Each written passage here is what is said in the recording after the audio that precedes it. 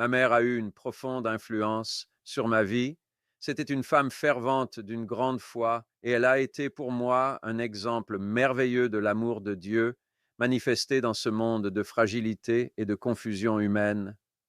Chaque fois que je traversais une douleur émotionnelle, elle me rassurait en me rappelant que ce monde n'est pas réel. Il est temporaire et ressemble plus à un rêve qu'à la réalité. Elle s'asseyait avec moi dans ma tristesse et partageait sa perspective sur la réalité. Elle disait, Dieu sait tout et voit tout. Il voit le commencement, la fin et tout ce qui se trouve entre les deux. Nous sommes liés par le temps, mais pour Dieu, il n'y a pas de temps. Nous ne pouvons pas le comprendre parce que notre esprit est limité, alors tout ce que nous pouvons faire, c'est mettre notre foi en lui. Il sait ce que tu ressens et il t'aime d'un amour si grand qu'il dépasse toute compréhension. Je sais que tu te sens mal à cause de ce qui est arrivé aujourd'hui, mais Dieu est avec toi et son amour est plus fort que ta tristesse. Dans des moments pareils, sache toujours que tu n'es pas seul. Aie confiance en lui, prie et sache qu'il est toujours avec toi. Ces conversations ont eu lieu dans les années 1950 et 1960, mais elles m'accompagnent encore aujourd'hui. Je ne peux pas dire que j'ai pleinement compris le sens de ce qu'elle partageait avec moi à l'époque, mais aujourd'hui, je le saisis au plus profond de mon cœur. Bien que ma mère ne soit plus avec moi, je me souviens de nos conversations et je me souviens de la façon dont elle a vécu sa vie en tant que véritable servante de Dieu. Mes souvenirs d'elle m'inspirent encore aujourd'hui. J'ai encore ces moments de douleur émotionnelle, mais ils ne durent jamais longtemps. Quand j'essaie de comprendre comment gérer la douleur, la confusion ou la tristesse, je me tourne vers Dieu et je le laisse m'inonder de son amour. Ma mère essayait souvent d'expliquer la Trinité, Dieu, Jésus et le Saint-Esprit.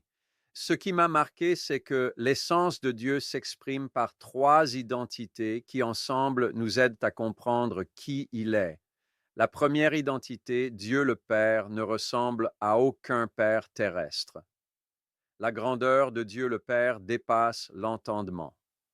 Lorsque je prends une conscience profonde de sa présence, tout ce que je peux faire, c'est pleurer. Je n'ai pas de mots. Il est au-delà de toute description, et son amour est bien au-delà de tout ce que quiconque a pu écrire sur lui. Quand je suis en sa présence, tout se dissipe, et je sais qu'il n'y en a pas d'autre.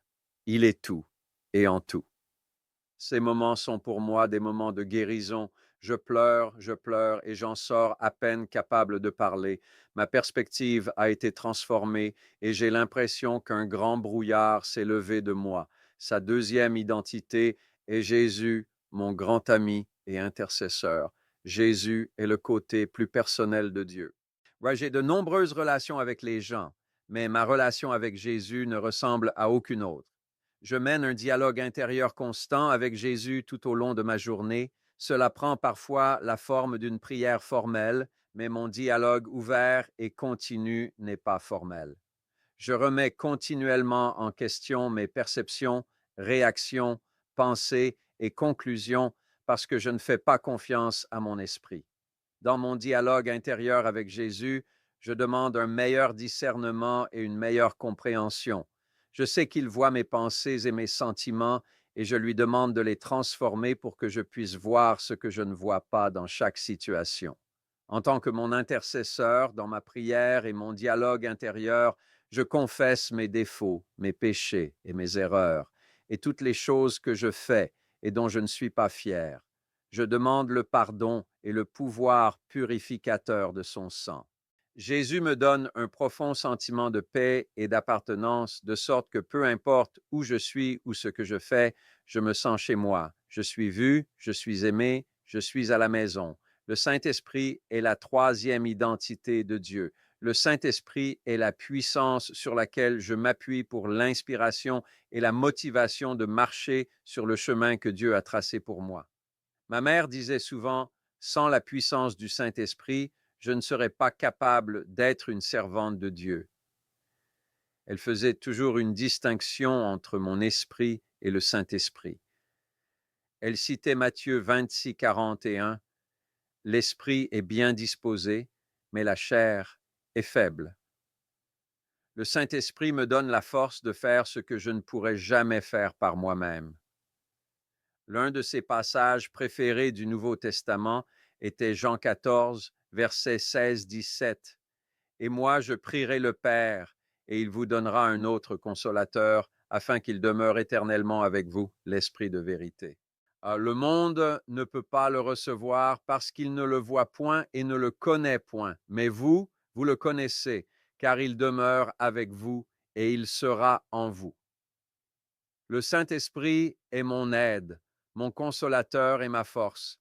Pendant mon enfance, ma mère a été pour moi une grande source d'inspiration et un exemple. Mais à l'adolescence, en essayant de devenir un penseur indépendant, j'ai commencé à remettre en question toutes mes croyances.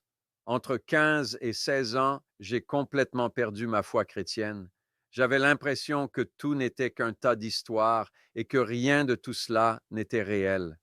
Je me souviens avoir pensé, si je pouvais vraiment croire en toutes les choses auxquelles ma mère a foi, ce serait incroyable, mais comment puis-je le faire? J'avais besoin d'une sorte de preuve, et plus je cherchais et lisais, plus j'étais convaincu que le christianisme était une illusion. Entre 17 et 19 ans, j'ai lu de nombreux livres sur la philosophie, la psychologie et la spiritualité, et je n'ai pas réussi à trouver mon chemin. Je me sentais perdu. Plusieurs fois, par désespoir, j'ai crié à Dieu, si tu es réel, aide-moi à croire. Mais je me sentais perdu et seul. À 18 ans, je me suis engagé dans la marine pour m'éloigner de ma ville natale et de tous les environs familiers et commencer une nouvelle vie. Après avoir suivi une formation en langue coréenne, j'ai été envoyé en Corée en tant que traducteur de la marine. Je me sentais comme un étranger dans un pays étrange. Cherchant toujours, j'ai commencé à lire la Bible et un jour, en priant dans une petite pièce sur la base militaire où j'étais stationné, j'ai trouvé la réponse. En lisant 1er Jean 1er 5 à 7, tout a pris son sens. Dieu est lumière, et il n'y a pas du tout de ténèbres en lui. Si nous prétendons être en communion avec lui et que nous marchons dans les ténèbres, nous mentons et nous ne vivons pas selon la vérité. Mais si nous marchons dans la lumière, comme il est lui-même dans la lumière, nous avons communion les uns avec les autres, et le sang de Jésus, son Fils, nous purifie de tout péché. Ces mots sont allés droit dans mon cœur. À ce moment-là, j'ai vécu une transformation miraculeuse. Toute la base de ma réalité, de ma vie sur Terre et de ma vie en particulier a basculé vers une nouvelle réalité, un nouveau monde et une nouvelle vie. C'était comme si toute la pièce était remplie de lumière.